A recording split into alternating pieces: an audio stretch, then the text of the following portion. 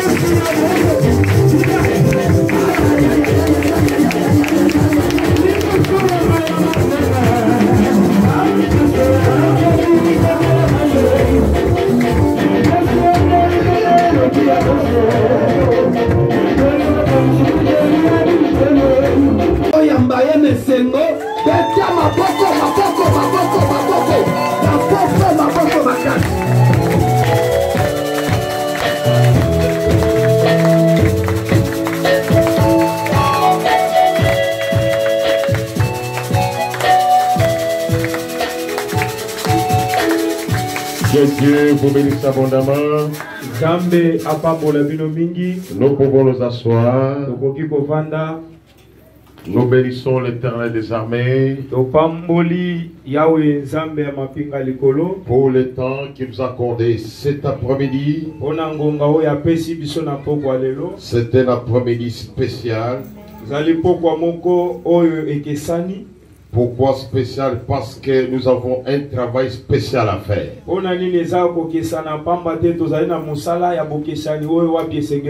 Et nous disons aussi merci à l'homme de Dieu qui nous reçoit, Papa Vital.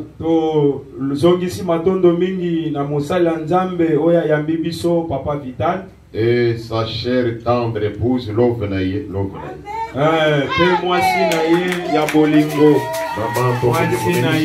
Zamba pambola yo lisusu mama et azalo venai za bolingo na loba love ya papa olobi mabete za bolingo na amen.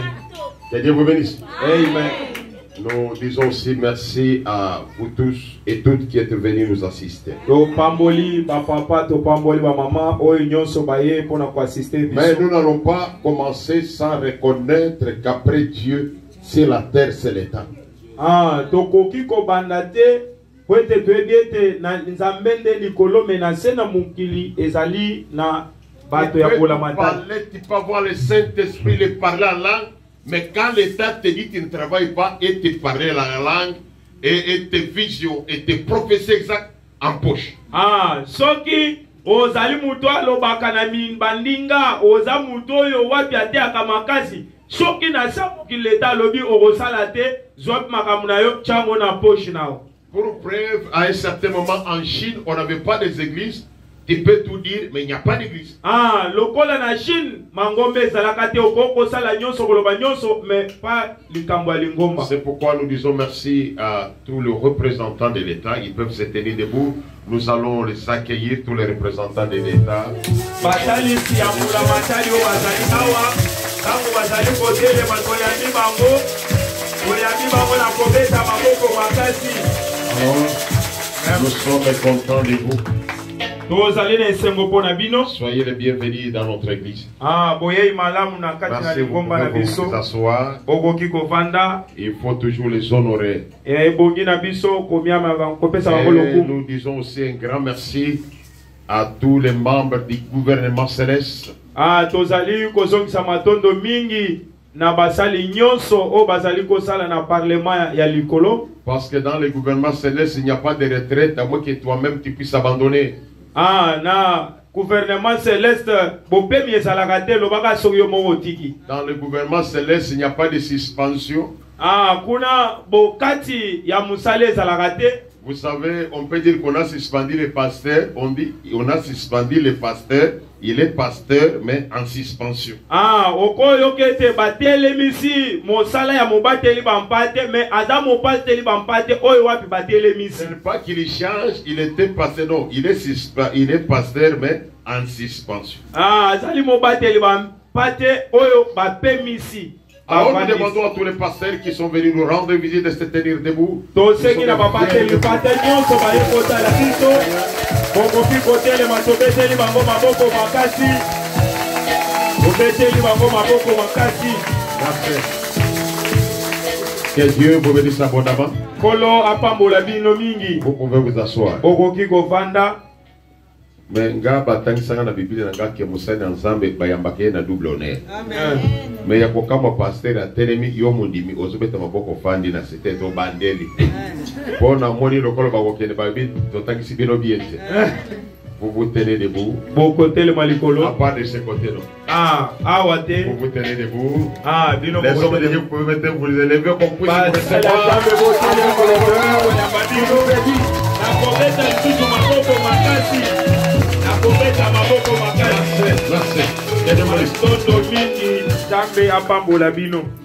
Ok, bien-aimé.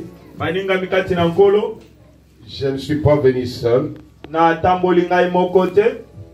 Nous sommes venus avec une grande délégation. Nous avons celui qui nous accompagne dans les cantiques, Patrick. Il peut se lever les bras, on le voit, on applaudit pour lui.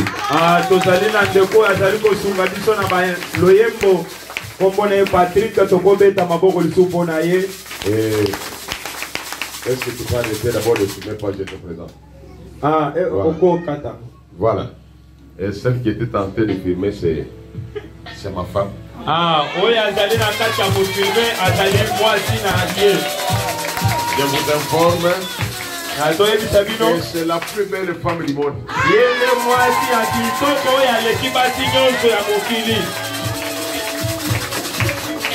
Que Dieu vous bénisse. Amen. Si vous ne savez pas monter l'eau, vous n'avez pas de pas. Ah, et là, les Lagawan, et Sugiwan. Et nous avons notre représentant de Mwanda qui est le pasteur Jano. Le représentant de Seresa Mwanda, c'est celui qui m'interprète. Et nous avons un représentant de la coordination. Celui qui s'occupe aussi de tous les médias de la coordination.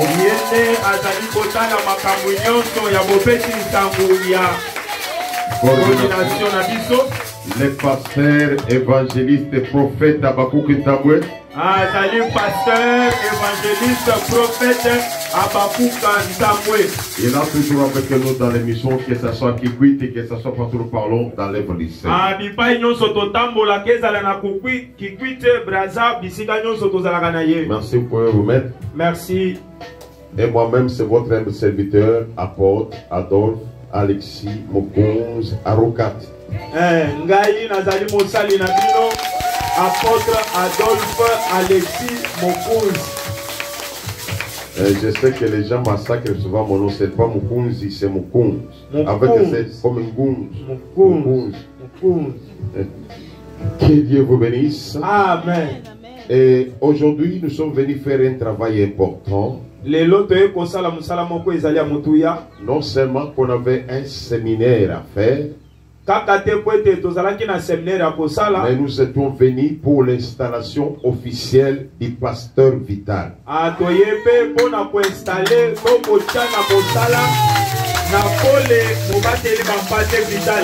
C'est-à-dire désormais, il va commencer à signer pasteur responsable.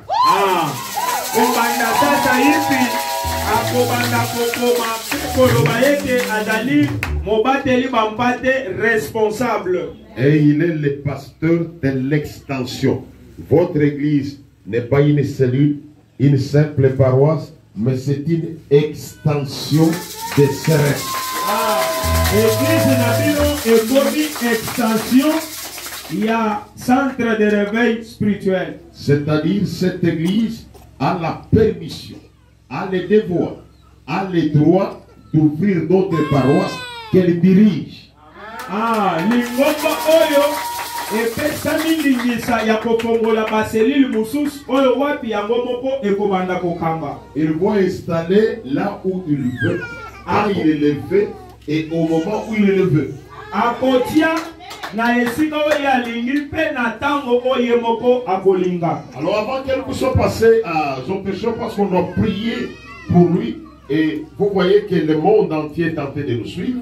Bozo monete ya motole kana makamususu ya motosa mela pona ye mokil mobile mape bazolanda biso. C'est-à-dire tous les autres pasteurs du CRS se sont branchés, qu'ils soient en Belgique, qu'ils soient en France, qu'ils soient aux États-Unis, qu'ils soient au Canada, qu'ils soient en Norvège, qu'ils soient en Nouvelle-Zélande, qu'ils soient en Australie.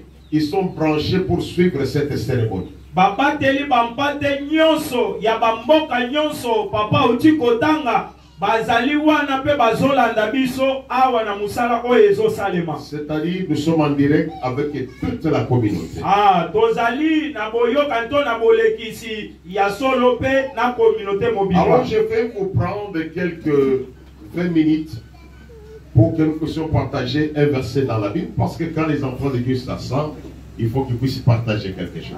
Na kozwa bino minute 20 ya pamba kwete esika bana nzambe basangani ebongi na bango bayeba na kosolola na we etali loba ya nzambe. Et après nous allons faire cette cérémonie officielle de l'installation de l'homme de Dieu et nous allons prier pour lui ensemble avec les autres hommes de Dieu qui sont ici. Pesi manango tokoyebana ko sambela pona tina mosala nzambe elongo na bapate limpate nyonso o bazali elongo na biso. Et si nous avons appelé les représentants de l'État, c'est pour qu'ils soient reconnus officiellement devant l'État. Soki tolobi tobengisi ba lakisi ambola matadi ezali kwete bayeba yepe ya solo kobanda mokolo mwalelo. Nous sommes dans le livre de 1 Samuel chapitre 25, nous allons debout pour la lecture de la parole. 1 Samuel chapitre 25. Chapitre 25. Et nous allons lire le verset 10. Le verset 10. 1 Samuel chapitre 25, le verset 10. C'est là où nous allons lire le message de cet après-midi. Nabal répondit aux serviteurs de David. Nabal ayanoli na basali ya David. Qui est David? Nani oyo babengi David? Qui est le fils d'Isaïe? Nani oyo babengi mwana ya Isaïe? Il y a aujourd'hui beaucoup de serviteurs qui échappent d'auprès de leur maître. Ezali na basali mingi oyo wapi bazali te na musala ya mo maître na bango. Nous nous asseyons. To kokiko vanda. Cet après-midi, nous voulons partager sur le mépris. Kochola. Na kati ya pokwa lelo tolingi kolobela mama likambo elobi kochola. Le mépris. Kochola. C'est ce que nous allons partager cet après-midi. Yangonde tokoyeba na kosolola na pokwa awa. Bien aimé, quand on parle de mépris, baninga mitango balobaka na likambo etali kochola. Un homme méprisant mo atiola maka peut être quelqu'un qui connaît la réalité mais qui ne veut pas le croire. Koki kozala moto oyo azali na bosolo mais oye moko azana bondimi nango te. C'est-à-dire il connaît la réalité sur quelqu'un mais ne veut pas le croire. Kasi ayebi bosolo na epa ya moto songolo mais ye moko azondima yango te. Ou soit c'est quelqu'un qui se considère plus important que les autres. Koki kozala pe moto azomimona tina makasi koleka pe ba mususu. Il se voit comme lui-même, il se suffit. Amimone te ye moko aza kokoka. Et méprisant, il ne sent pas que l'autre peut lui devenir au secours ou en aide. Ah, motioli ya ko iko mona teke muso akoya pona kosunga ye na likamusongolo to pakala. Or en réalité, Ah, na bosolo. l'homme ne peut pas être autosuffisant. Ah, moto ye moko ko iko zala miko kite. Par lui-même, l'homme ne peut pas être autosuffisant. Moto na ye moko ko kite. Même Dieu lui-même, le créateur. Même dans sa même okele ya likolo. Le premier nom qu'on a donné à l'homme, à Dieu.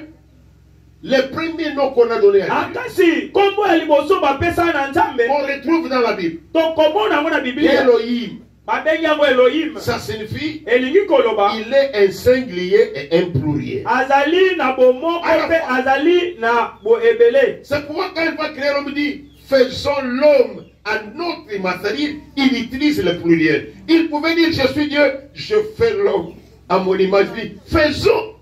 Yango wana okomona ete mokolo akokela alobi to sala moto. Mais akokai koloba na sala moto mais alobi to sala moto. Quand il veut détruire les tours de Babel, il dit, descendons et confondons-les. Ah, na tango esengeli akweyisa. Tour ya Babel alobi tokita pe tobebisa. C'est-à-dire, Dieu lui-même comprend qu'il doit travailler en collaboration. Ah, nzambe ye moko na bonzambe na ye bien tesengeli kosala na lisanga. Mais le mépris, c'est un grand caractéristique des Congolais. Ah, kasi kotiola ezali emoniseli mobimba mpona ba Congolais. Il veut mépriser facilement que glorifier quelqu'un. Ah. Un Congolais méprise facilement que glorifier. Ah, kasi Congolais ye atiolaka na lombango na esika ya kotombola moninga na ye me ye azali kotiola ye. Le mépris et l'irreconnaissance, c'est ça la grande qualité des Congolais. Ah, wana nde kotiola yango nde likambo ya munene oyo ba Congolais bazalaka nango. Atiolaka ta mutu ya sungaye. Quelqu'un lui a aidé, mais les Congolais ont mépris ya ini. Bilia na yo wana kwanga wana de ebimsinga mimi na bimimi no pona kwanga na mawa mo sani ke soki ngaite erozo soki na kimanguru ozo kanga mbisi le mépris kotiola. Le mépris fait que l'homme ne soit pas reconnaissant. Ah, kasi kotiola ngwe sala kete moto ayeba na kokanisa te Dans la bonabo. vie, il faut être reconnaissant. Ah, na bomo ibaninga bien sengeli to yeba na kososola. Cet homme de Nabal, Ah, moto babengi na ba. pendant que lui n'était pas là, Ah, na tango ye azalaka te. il y a eu des gens qui sont venus attaquer ses biens Ezalaki na bato bayaki mpona kotelemela esika. sans demander service à David. Ah, kasi basengaki ata mosala na Dawidi. David a défendu les biens de Nabal. Kasi Dawidi asili kotelema mpona kodefendre biloko ya Nabali. Malgré ce que l'acte que David avait posé, Atako likambo Dawidi asilai na kosala. un jour David se retrouve affamé. Mais Dawidi mokolo moko amikuti na nzala. Il a besoin qu'on puisse le secourir. Azalaki na pose ete meme na kosunga ye. Il dit à ces messieurs, Alobi na bato oyo. il dit à ses serviteurs, Alobi na bato musala na ye. allez chez Nabal. Bokende pa ya Quand Nabali. vous arrivez, Atango vous bokoma. devez lui saluer. Bokopesa ye mbote. Là, c'est le verset 5. Wana ezali na verset 5. Vous allez lui saluer. Bokopesa ye mbote. Après lui avoir salué, Ah, nsima nango kopesa vous allez mbote. dire à Nabal Bokoyebisa Nabali. que la paix soit avec lui. Ah, kimia ezala na bino. Et les serviteurs arrivent chez Nabal. Ya basali bakomi epa Nabali. Il salue Nabal. Bapesi Nabali mbote. Il dit que la paix soit avec lui. Balobi kimia ezala na yo. Mais quand Nabal ouvre la bouche, Mais ntango Nabali azofongola il monoko. ne répond même pas aux salutations. Azokoyanola te ata na mbote. Mawa. Apesi mutu mbote. Attends, ben mbote te abandi déjà. Qui est Likama. David? Likama. Sa première phrase, son bonjour, qui est David? Na bapesi ye mbote. Mais ntango ye afongoli mono mpona koloba eloko na ye liboso ya koloba David aza nani. Et lui-même répond. Il connaît David, mais il pose la question, il répond. Qui est le fils d'Ésaïe? Il connaît que David. On n'a pas dit que David est fils d'Ésaïe, non. Ses serviteurs ont dit, David nous a envoyés. Mais lui dit, qui est David? Qui est le fils de... Il connaît bien que David, c'est le fils d'Ésaïe. Mais il faut naturaliser. Ayebi David etaza mwana Isai. Yango na ntango bapesi ye mbote na kombo David abi David aza nani pe Isai aza nani. Nani mwana ya Isai? Na C'est-à-dire qu'il connaissait la vérité. Mais il ne veut pas l'accepter. Il y a des gens comme ça.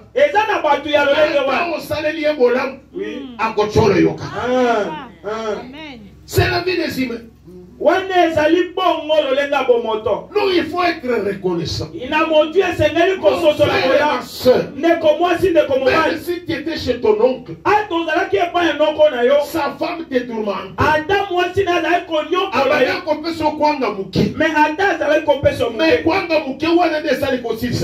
Amen.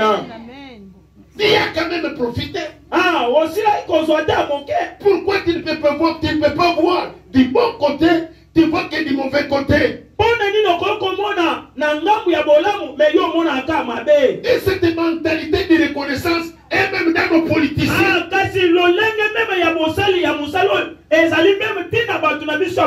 Un véritable opposant congolais, il refuse tout. Même Matanga et Moutouaza le pouvoir, il s'oppose. Il s'oppose même au deuil. Non, c'est ce qui fait que nous ne puissions pas nous développer. C'est ce qui fait que nous ne puissions pas avancer. Parfois, les gens qui avaient mon cœur, ils ont refusé de faire encore du bien à cause de reconnaissance et de mépris qui l'ont suivi.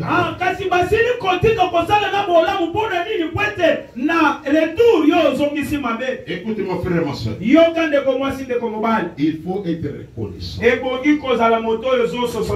Même si celui qui t'avait fait du bien a commis des gaffes, il faut lui reconnaître. La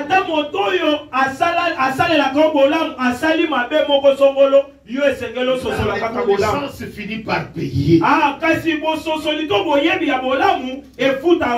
reconnaissance aussi finit par payer. C'est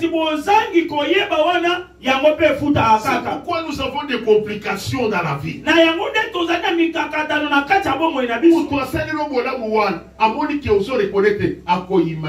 Olete molema na yo pamulaye ezabilaki okwenda kizo ti moto ezogeli yo moto ezogeli yo moko. La reconnaissance bon yebi c'est monsieur dit qui est David moto azali kotuna nani o babengi David qui est le fils d'Isaïe. Même cette église, il faut être reconnaissant. Vous devez être reconnaissant, c'est me fait papa. Vous devez être reconnaissant à papa.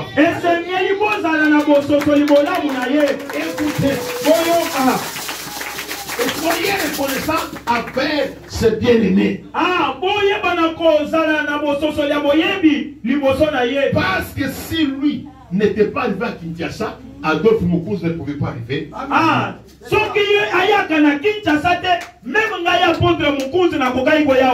Même si je venais, si j'allais rester chez lui. Depuis Nabotama Matani na l'autre Kango Vaka na l'autre. Na carte géographique. Tu vois, rien que toi. Nathalie a la carte one Natiko Sapiao. Rien. S'il n'était pas là, CRS ne pouvait pas entrer ici. Même CRS s'il n'était pas là, les miracles qui sont passés sur les rêves ne pouvaient pas se faire. S'il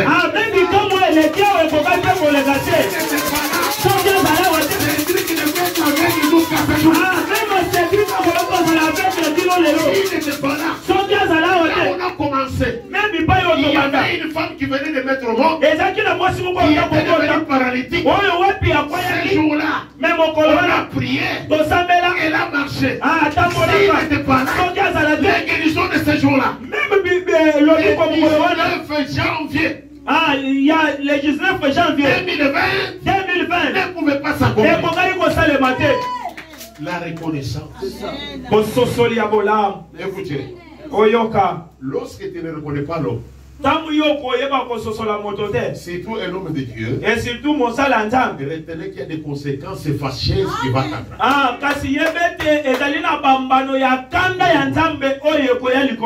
écoutez, la chose que nous devons faire aujourd'hui, c'est une alliance sonore avec Dieu.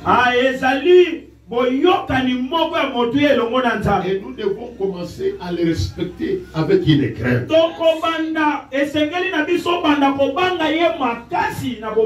Écoutez, vous pouvez avoir vu Papa Vital grandir.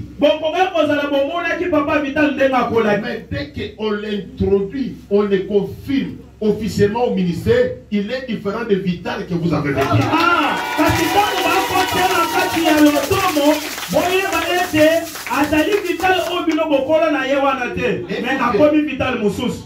Dans le livre de 2e roi, chapitre 2, le verset 23 à 25. Il y a un monsieur qu'on appelle Élisée. Cet homme-là était un simple serviteur d'un prophète qui s'appelle Élie. Quand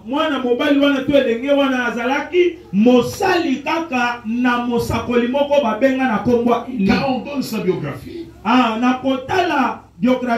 on dit qu'il paissait les troupeaux de son père. Et lui-même n'avait pas de brebis. Et quand Élie lui appelle, son travail, il versait de l'eau sur les mains d'Élie. Et tous les gens de Gilgal lui connaissaient comme ça. Les gens de Bethel lui connaissaient comme ça. Mais un jour, Élie dit, je vais aller quelque part, tu restes ici ou je pars avec toi.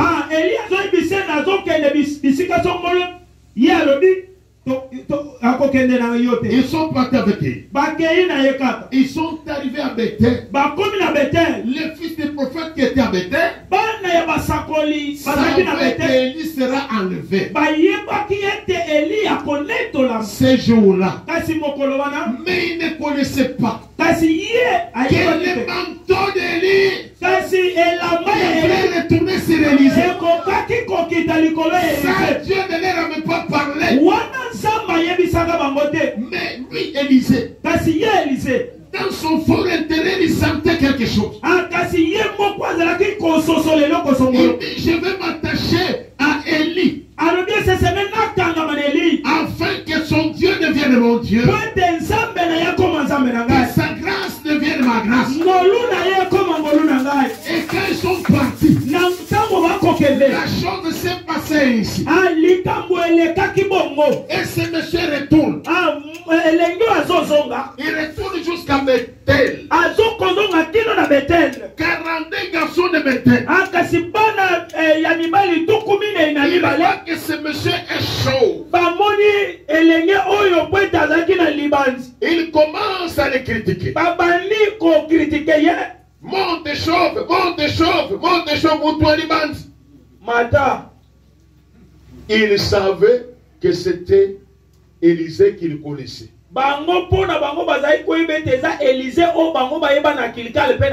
Écoutez, quand un homme de Dieu est consacré, il devient ipso facto la propriété privée de Dieu.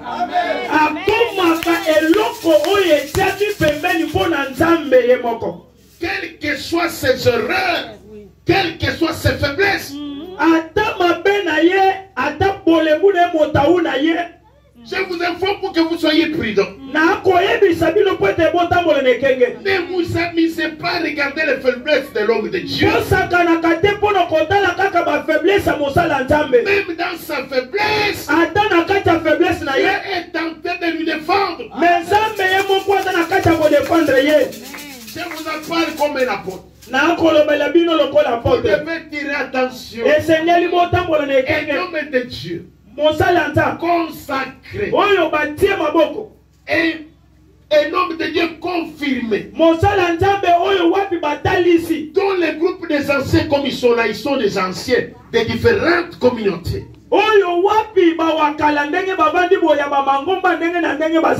Avec lesquels ensemble cet homme de Dieu. Quand vous vous amusez comme d'habitude, retenez que Dieu va vous prendre en charge.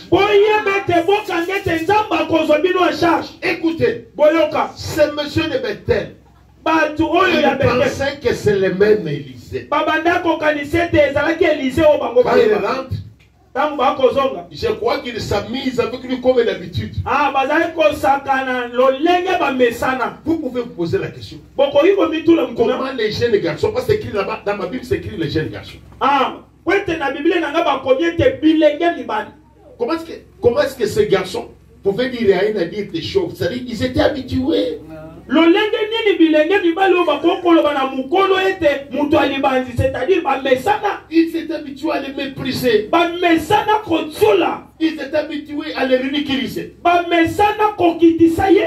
C'est pourquoi quelqu'un qui investit d'autorité, Kosakanana y était. Amen. Amen. C'est ça. Est-ce que vous m'écoutez? Amen. Même si c'est votre petit frère, Atazaleki na yo. quand il est investi de l'autorité, Tango bapesi bokozi. il ne faut pas jouer avec lui. Kosakana na ye te. Même les autorités publiques, Ata ndenge bavandi boye. quand il est investi de son pouvoir, Tango bapesi bokozi. Kosakanana y était. Amen. Okokota na nkumba lokola bisi. Yo moko change ba no benga vie. Viens limbisa. Tu me comprends? Oyoka. On avait un grand frère Nazali na yaya moko.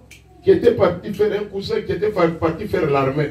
O wapi akena kokota na kimbolombolo. Il a étudié les faux, il est devenu sous-lieutenant, il a fait d'autres formations, il est devenu capitaine. Atangi akomi sous lieutenant pe akomi capitaine. Un jour, il vient là, Mokolo mo bazoya. un de ses amis ancien dit, tant que tu as mayanjoi. Moninga na ye ya bomwana moko aye amoni alobi tala mutu ya mayanzo. Il dit, mais si attention, tu joues avec l'autorité. Ayebisi ekeba osangana na mokonzi. L'ungwakono, il dit, n'est-ce pas qu'on peut tailler. Akite là. Tu ne connais pas comment je Les t'ai. cousins regardent ses gardes. Taliga bato bayako batela ye. Il fait tout simplement ça. Asaliga elongi boye. On va mourir, on va mourir, on va mourir. Batomboleli ye pantalon botombola amona esu na sete. Yonde otosala boy. Yonde. François. Ngai kaka. François. Ngai kaka. François. Ngai kaka. Na nkumba. Alapa. Balongoli chemise senti.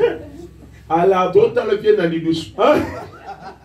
François. Ya solo tinga ya wefana kuna. Oko chakuna na. Salana noir. Amen.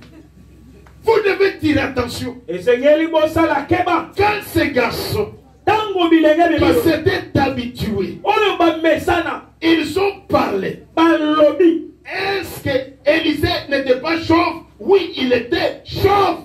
Tango bango balobaki Élisée azalaki na libandi. Oui, azalaki na yango.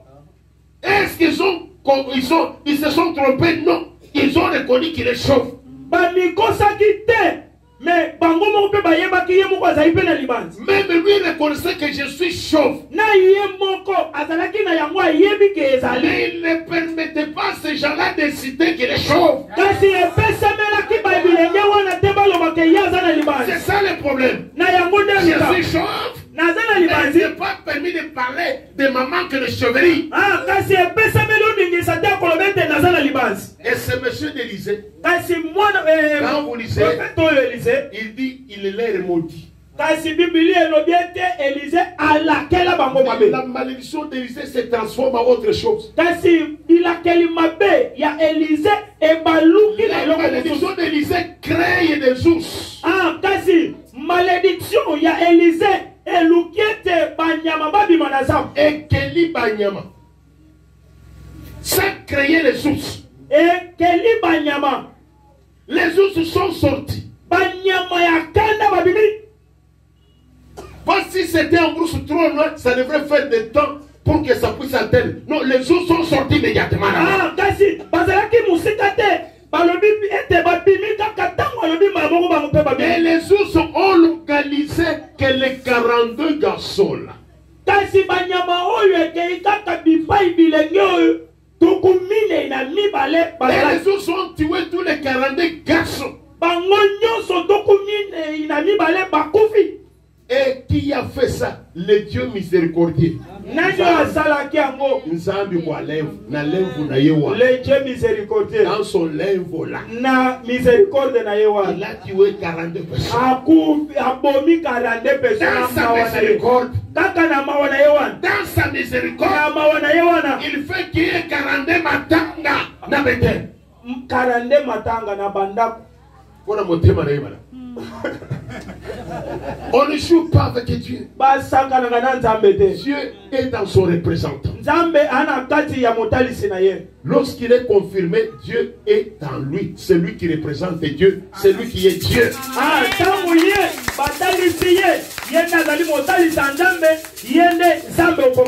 Écoutez, tous les carandés ont été bouffés. Imaginez si c'était à notre période. Heureusement, comme Dieu connaît la loi, il a fait qu'Élisée puisse avoir la présomption d'innocence. C'est-à-dire, lui n'a pas dit que les ours puissent tuer. Il n'a pas dit. Lui a maudit. Il n'a pas dit que les bêtes vous bouffent, non. Il dit, je vous maudis. Mais les bêtes sortent et localisent tous ces maudits. Quand tu joues avec l'homme de Dieu, le roi devient contre toi. La terre devient contre toi. L'air devient contre toi. Il faut tirer attention.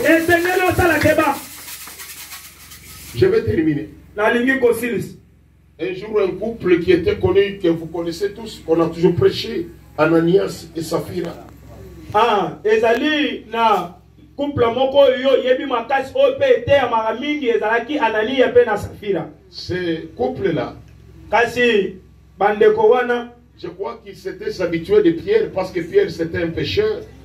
On connaissait ces barques et ces filets. Peut-être sur la terre, il connaissait toute cette histoire. Il connaît que Pierre, il connaissait cette histoire. Tous les défauts de Pierre étaient connus. N'oubliez pas que Pierre c'était un homme colorique parce qu'il avait coupé même quelqu'un l'oreille.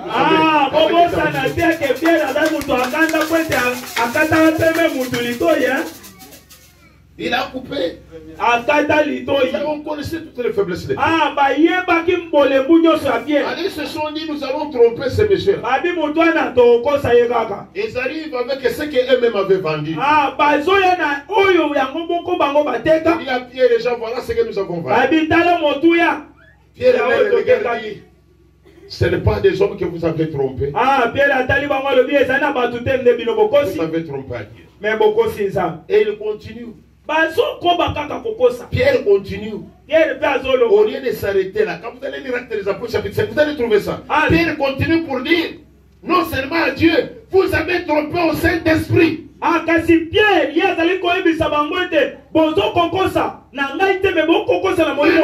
pouvez se poser la question, je te vois Pierre, je trompe Pierre, je trompe l'apôtre et non pas le Saint-Esprit. Vous devez tirer attention avec un homme de Dieu qui est ouais. Et aussi l'homme de Dieu qui est ouais. Papa Vital, tu dois aussi tirer attention. Tu ne dois pas prononcer n'importe quelle parole. Parce que du fait que tu es déjà investi, la parole a toujours des effets. Tu dois comprendre que je suis dans ce monde où on doit me calomnier. La calomnie, c'est notre nourriture.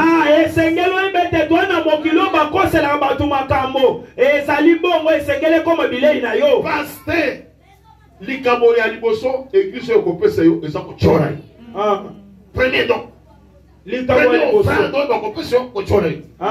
Offrande ya liboso okopé seyo. Offrande bo ko chora yo. Ba ko cholo kaka. Okama simso papa passer yango abongina perte. So abongina perte yako remplacer. Yote na solo boya sala barabara. Fuka yote. Yoko lo babongo te. Oh, moi, tambola kawan. Ils ont simbaté. Et simbakate. C'est ça. Paul dit. Paul a lobby. Injurier, nous bénissons. Bino boko finga me biso to pambola. Injurier, nous bénissons. Bino boko finga ka me biso to pambola. Maintenant même, awa sasa accepte les injures. yo ni mama Soko kipa boy ba finga kayo. Boy ga kao. ah Zonga na ba. OK C'est ça. Tu ne veux pas être calomnié. Tu ne veux pas être injurien. Retourne dans les bas. Dans les émissions de musique. soko liba fingote zonga Même mandala dans boka na biso prière président ba mona la kai. Moto abeti moi sina ili kofi. Moi ça soka ah tu sais que kaka. C'est que ya sele ke babu. Mo bali autoza ki bien mais depuis tu sais que ya koti. toyo kalate yo se koma ye kaka Tu sais que ah soki moi si azongi na ndako na baona before papa tali makamnyo soka tu sais que. Il doit accepter. esengali wandima C'est parce que ça accepte d'être président. pote yandimi kozala mokonzi Homme de Dieu. mosala nzambe Même ceux qui ne t'aiment pas. na taba o balinga Même ceux qui kote t'injurient. bofingaka yo Sont infidèles. baza bandimi na Tu yo dois prier pour eux. okosambela Tu mpo na dois bango demander grâce pour eux. okosenga Tu ngolu dois demander pardon à Dieu pour okosenga eux. bolimbisi mpo na bango Jésus a regardé ceux qui le méprisaient. ah yesu atali bao bazali kotyola ye Ceux qui les tuaient. oyo bazali koboma Il ye dit Père, alobi tata pardonne-les. limbisa bango Parce qu'ils ne savent pas ce qu'ils font. yebi te eloko bango bazosala bayebi te C'est pourquoi il y a un pasteur. Na modiri yo. nalatelo mabe Yo, il faut pas mourir de bimaï. je te maudis Faut pas y avoir que Nazar révérend. Archibishop. mawa Au faut quand même la bombe qui ça. Maman Antoinette. Aïe, on te béla. ah Makamwe kangayi. Ça, c'est pas la prière d'un pasteur. wana ezali losambo mobateli bapate te C'est pourquoi moi je bénis Dieu parce que Dieu n'a pas fait que je sois un pasteur. ah ngai napambola nzambe po ete nzambe asepele te ngai nazala mobateli bampate Les pasteurs, que Dieu vous bénisse. babateli bampate nzambe apambola nzambe apesi bino motema molai Nga motema na ngeza moi molai muke.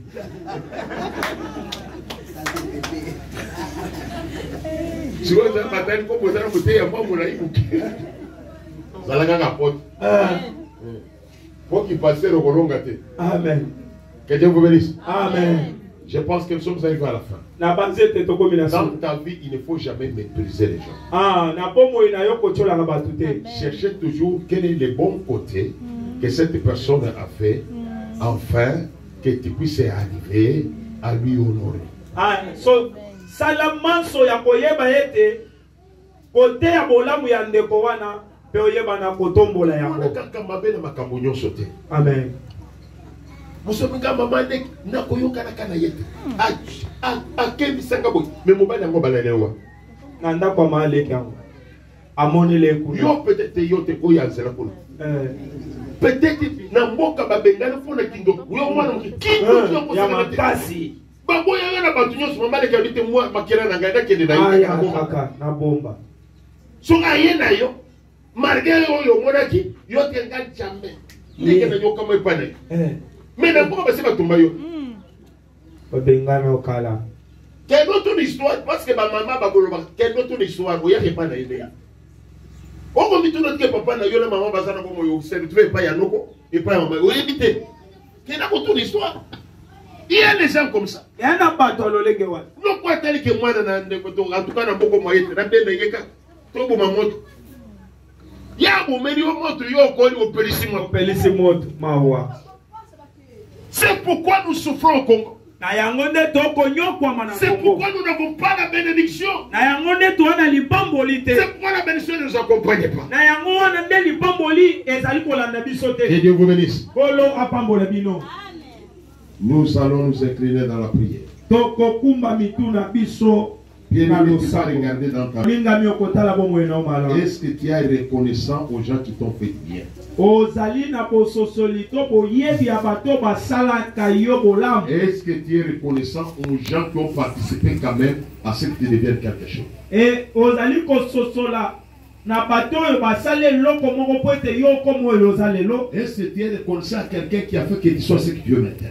ozali kososola malamu bolamu ya moto moko asalaki ozala meme esika oza La lelo reconnaissance ne s'arrête pas en disant merci, mais avoir fait un cadeau important qui montre que cet homme tu m'as fait ceci, voilà ce que je te donne en compensation. Ah, kasi bo yebi bo lamu oyo wapi muto asaleli yo esuki kaka na koloba matondo te me bongi pe lisusu koluka eloko ya malonga oyo wapi kotalisa ye te ozali moto malamu osunga ngai. Déjà surpris, au salaire de moto surprise. Tu es déjà surpris quelqu'un qui t'a boosté, qui a fait ce que tu sois quelque chose dans ta vie. Osi omemela na mbala kata moto wane eloko moko oyo asunga yo na ta ya bolemu na yo na ta ozalaki eloko te oye na ngo mpe olobi na ye mpo na kopesa matondo na bolemu oyo osala. Les parents souffrent. Même maboto ya yo moko bakonyokwa. Ils ont souffert avec toi. Bango mpe banyokwa na yo. Combien de fois tu penses à eux? Kasi tango boni oyo kalisela bango. Même s'ils sont décédés, ils ont des frères, ils ont des soeurs, ils ont des cousins qui peuvent dire maman nana ndokonabiso apota mwana. À se reconnaître que nous existons. Amen. Amen. Combien de fois vous l'avez déjà fait? Mon koloboni, Tony koloboni, oh yo sosola osalango. Ata utana moyen termina kobomba kaka 1000 francs, 1000 francs, 1000 francs. Tisuka ya mula. 1000 francs fois 365 jours, ça fait 365 000. Envoyé à Enoko au village, il va se gonfler parce qu'il y a un tabac à 4. Bureau à 4. As-tu déjà pensé à ça? Oso kanisa, osala yango. La reconnaissance n'existe plus. Bo sosolibola, Il y a bo que des umele susute. Si tu veux parler des gens du village, ce sont en termes de mal. Ah, kasoko likolo bakapona batio mabeka ndo otala Si tu veux komona parler kaka. de ta famille, tu parles qu'en termes de mal. Soko okolo bapona libota na oyo okolo bakapona mabeka. Non, il faut comprendre, il y a aussi de bonnes choses. Le Seigneur kososolete bolampe. Et ces gens ont participé à ta vie. Mais bato pe basili kokota pe na oyo etali Il faut komona. reconnaissance. Et Seigneur kososola bolamu wana. Élève ta voix. Tombola mongongo na Parle à yo. Dieu selon que tu as écouté la parole. Lobela nzambe na oyo yokaki. Pendant qu'on nous chante 50 de méditation. Na ngongo bakoembele biso loyembo. Élève ta voix. Tombola mongongo na yo. Parle à Dieu. Banda koloba na nzambe. Parle à Dieu. Sambela na nzambe. Sambela na nzambe.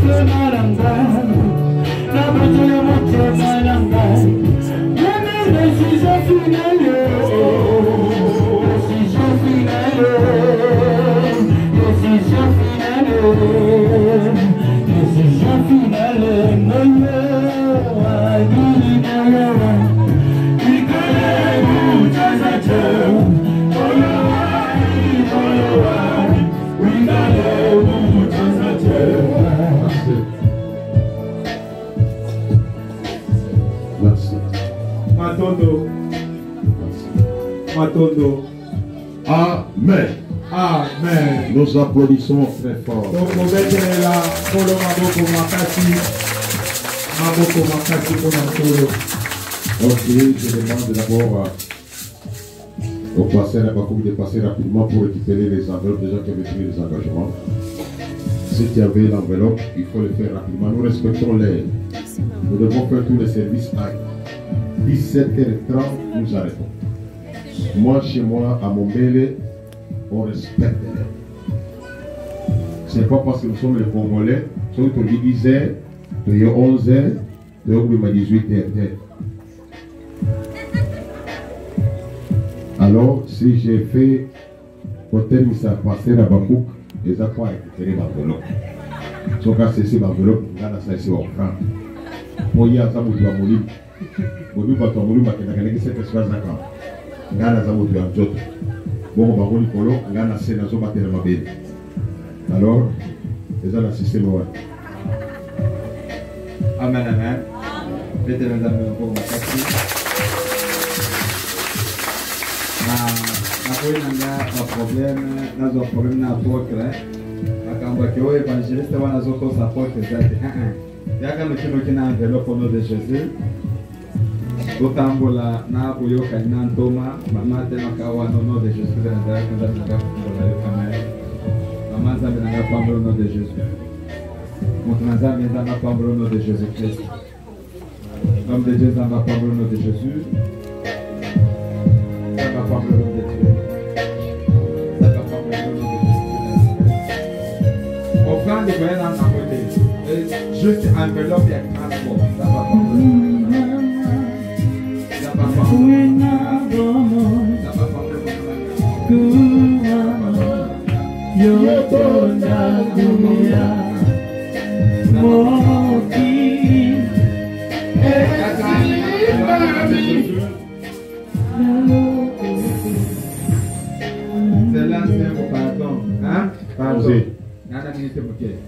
Il y a qu'un enveloppe au nom de Jésus. Donc, je vais parce que nous avons libéré le micro dans 2 minutes.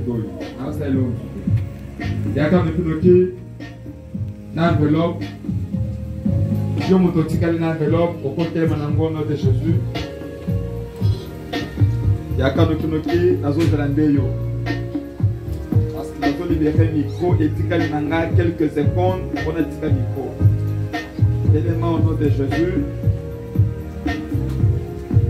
Ok, merci beaucoup. Zambe nanga apambo la bino.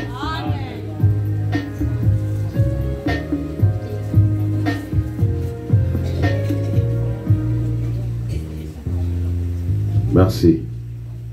Namoni lelo kitina mabele. Po ba ko ba za boto mulimu.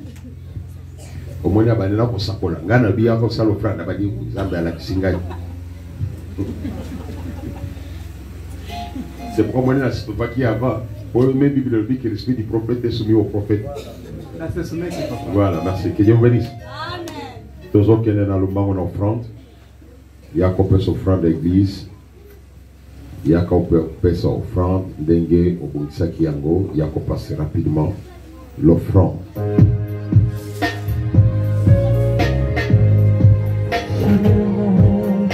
Ma sœur Yokona, oh, kata ko ba de la pré pour l'internet.